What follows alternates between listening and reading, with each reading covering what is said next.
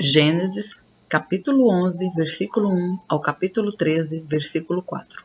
Houve um tempo em que todos os habitantes do mundo falavam a mesma língua e usavam as mesmas palavras. Ao migrarem do leste, encontraram uma planície na terra da Babilônia, onde se estabeleceram. Começaram a dizer uns aos outros: venham, vamos fazer tijolos e endurecê-los no fogo. Naquela região, era costume usar tijolos em vez de pedras, e betume em vez de argamassa. Depois disseram: venham, vamos construir uma cidade com uma torre que chegue até o céu.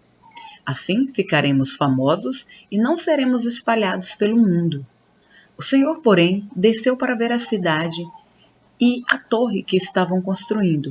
Vejam, disse o Senhor, todos se uniram e falam a mesma língua. Se isto é o começo do que fazem, nada do que se propuserem a fazer daqui em diante lhes será impossível. Venham, vamos descer e confundi-los com línguas diferentes, para que não consigam mais entender uns aos outros. Assim, o Senhor os espalhou pelo mundo inteiro, e eles pararam de construir a cidade. Ela recebeu o nome de Babel, pois ali o Senhor confundiu as línguas com línguas diferentes e as espalhou pelo mundo. Este é o relato da família de Sem. 2 anos depois do dilúvio, aos 100 anos, Sem gerou Arfaxade. Depois do nascimento de Arfaxade, Sem viveu mais 500 anos e teve outros filhos e filhas. Aos 35 anos, Arfaxade gerou Salá. Depois do nascimento de Salá, Arfaxade viveu mais 403 anos e teve outros filhos e filhas. Aos 30 anos, Salá gerou Eber.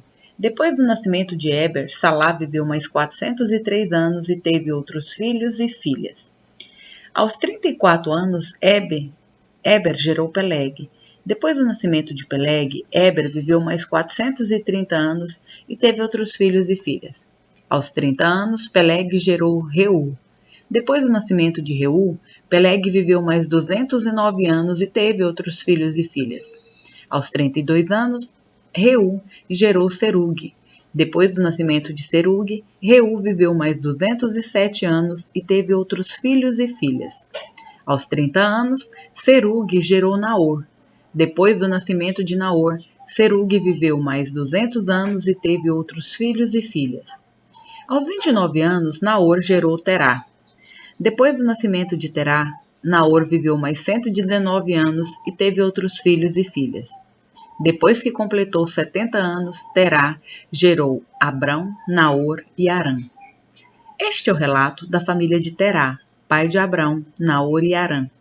Harã foi o pai de Ló, morreu em Ur dos Caldeus, sua terra natal, enquanto seu pai, Terá, ainda vivia. Tanto Abrão como Naor se casaram. A mulher de Abrão se chamava Sarai, e a mulher de Naor, Milca. Milca e sua irmã Iscá eram filhas de Harã, irmão de Naor. Sarai, porém, não conseguiu engravidar e não tinha filhos.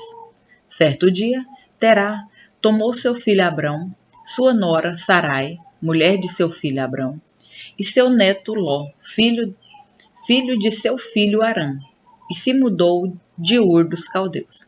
Partiram em direção à terra de Canaã, mas pararam em Harã e se estabeleceram ali.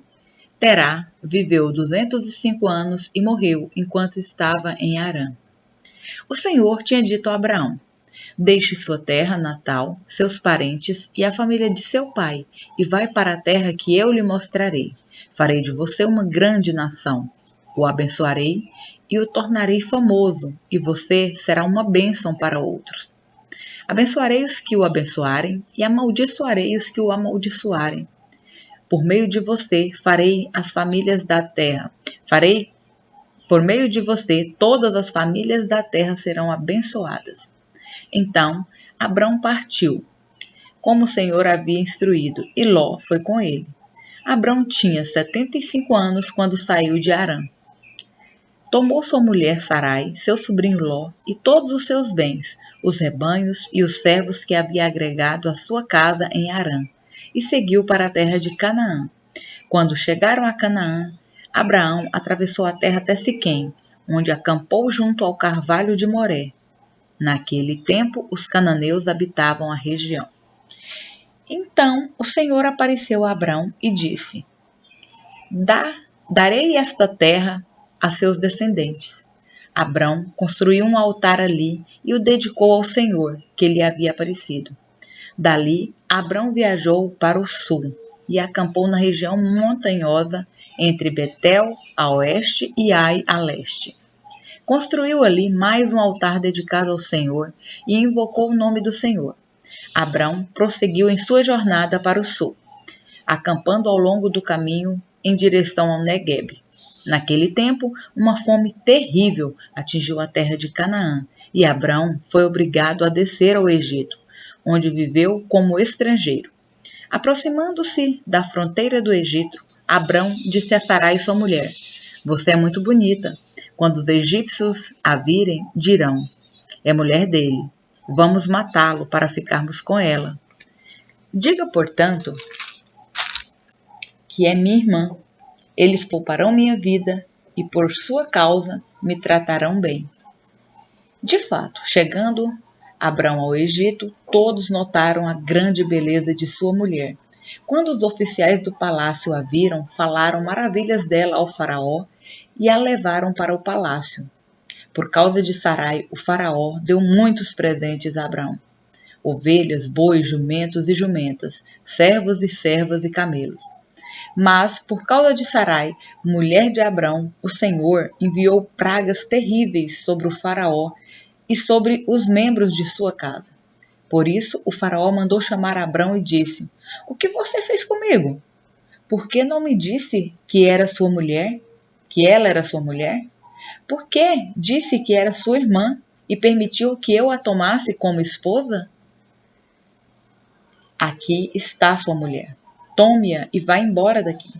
O faraó ordenou que alguns de seus homens escoltassem Abraão com sua mulher e todos os seus bens para fora de sua terra. Abrão saiu do Egito e subiu para o Neguebe, junto com sua mulher, com Ló e com tudo que possuíam. Abrão era muito rico e tinha muitos rebanhos, prata e ouro. Do Neguebe, prosseguiram em sua jornada, acampando ao longo do caminho em direção a Betel. Por fim, armaram as tendas em Betel e Ai. Ali haviam acampado anteriormente, e onde Abrão havia construído um altar. Ali, Abrão invocou o nome do Senhor outra vez. Mateus, capítulo 5, versículo 1 ao 26. Certo dia, quando Jesus viu que as multidões se ajuntavam, subiu à encosta do monte e ali sentou-se. Seus discípulos se reuniram ao redor e ele começou a ensiná-los. Felizes os pobres de espírito, pois o reino dos céus lhe pertence. Felizes os que choram, pois serão consolados. Felizes os humildes, pois herdarão a terra. Felizes os que têm fome e sede de justiça, pois serão saciados. Felizes os misericordiosos, porque serão tratados com misericórdia. Felizes os que têm coração puro, pois verão a Deus. Felizes os que promovem a paz, pois serão chamados filhos de Deus. Felizes os perseguidos por causa da justiça, pois o reino dos céus lhes pertence. Felizes são vocês quando por minha causa sofrerem zombaria e perseguição, e quando outros, mentindo, disserem todo tipo de maldade a seu respeito. Alegrem-se e exultem, porque uma grande recompensa os espera no céu. E lembrem-se de que os antigos profetas foram perseguidos da mesma forma. Vocês são sal da terra, mas se o sal perder o sabor, para que servirá? É possível torná-lo salgado outra vez? Será jogado fora e pisado pelos que passam, pois já não serve para nada. Vocês são a luz do mundo. É possível esconder uma cidade construída no alto de um monte? É impossível esconder uma cidade construída no alto de um monte. Não faz sentido acender uma lâmpada e depois colocá-la sobre um cesto. Pelo contrário, ela é colocada num pedestal, de onde ilumina todos os que estão na casa. Da mesma forma, suas boas obras devem brilhar, para que todos as vejam e louvem seu Pai que está no céu. Não pensem que eu vim abolir a lei de Moisés ou os escritos dos profetas. Vim cumpri-los. Eu lhes digo a verdade, enquanto o céu e a terra existirem, nem mesmo a menor letra ou menor traço da lei desaparecerá, até que todas as coisas se cumpram. Portanto, quem desobedecer até o menor mandamento e ensinar outros a fazerem o mesmo, será considerado menor no reino dos céus. Mas aquele que obedecer à lei de Deus e ensiná-la, será considerado grande no reino dos céus. Eu os advirto, a menos que sua justiça supere muita justiça dos mestres da lei e dos fariseus, vocês jamais entrarão no reino dos céus. Vocês ouviram o que foi dito a seus antepassados: não mate. Se cometer homicídio, estará sujeito a julgamento. Eu, porém, lhes digo que basta irar-se contra alguém para estar sujeito a julgamento. Quem xingar alguém de estúpido corre o risco de ser levado ao tribunal. Quem chamar alguém de louco corre o risco de ir para o inferno de fogo. Portanto, se você estiver apresentando uma oferta no altar do templo e se lembrar que alguém tem algo contra você, deixe sua oferta ali no altar. Vá, reconcilie-se com a pessoa e então volte e apresente sua oferta. Quando você e seu adversário estiverem a caminho do tribunal, acertem logo suas diferenças. Do contrário, pode ser que o acusador o entregue ao juiz e o juiz a um oficial, e você seja lançado na prisão. Eu lhe digo a verdade, você não será solto enquanto não tiver pago até o último centavo. Salmo, capítulo 5, versículo 1 ao 12. Ó Senhor, ouve minhas palavras e presta atenção a meus gemidos. Atende a meu clamor por socorro, meu Rei e meu Deus, pois é somente a Ti que oro. Escuta minha voz logo cedo, Senhor. Toda manhã te apresento meus pedidos e fico à espera. Ó Deus, Tu não tens prazer algum na maldade e não toleras o pecado dos perversos. Os orgulhosos não terão lugar em Tua presença, pois odeias todos que praticam o mal. Tu destróis os mentirosos. O Senhor detesta assassinos e enganadores. Por causa do Teu grande amor, entrarei em Tua casa, adorarei em Teu templo com profunda reverência. Conduz-me pela Tua justiça, Senhor, para que meus inimigos não me vençam. Remove os obstáculos do Teu caminho para que eu siga. Meus inimigos são incapazes de falar a verdade. Seu desejo mais intenso é destruir. Sua conversa é repulsiva, como o mau cheiro de um túmulo aberto. Sua língua é cheia de bajulação. Ó Deus, declara-os culpados, que eles caiam nas próprias armadilhas. Expulsa-os por causa de seus muitos pecados, pois se rebelaram contra Ti. Alegrem-se, porém, todos que em Ti se refugiam. Cantem alegres louvores para sempre. Estende sobre eles Tua proteção, para que exultem todos que amam Teu nome. Pois Tu, Senhor, abençoa os justos, com Teu favor os proteges como um escudo.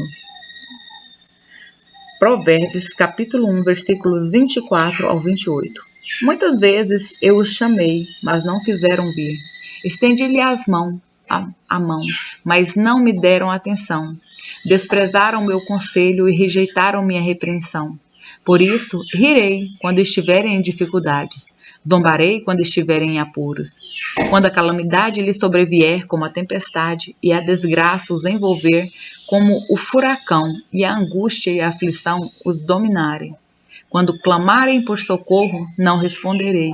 Ainda que me procurem, não me encontrarão.